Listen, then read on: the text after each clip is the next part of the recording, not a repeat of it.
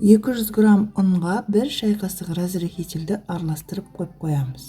Таза ыдысқа 1 жұмыртқа, 50 грамм қант және де бөлме температурасында ертілген 100 грамм сары май қажет.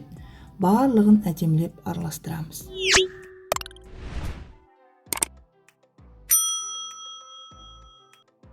Енді ұнымызды електен өткізіп қосамыз.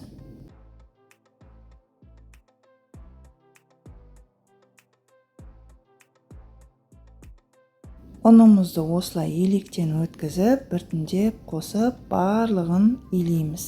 Жұмсақ тест шығарамыз.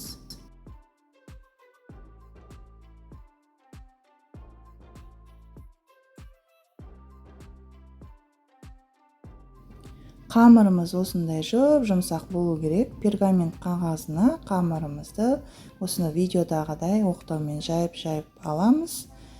Формамызды қоямыз. Формамның диаметрі 22 сантиметр. Осы видеодағыдай етіп бәрін орналастырып аламыз.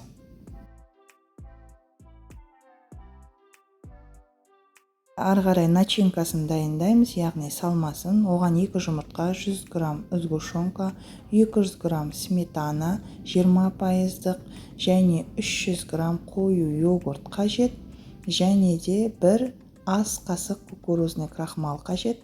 Барлығын әдемілеп араластырамыз.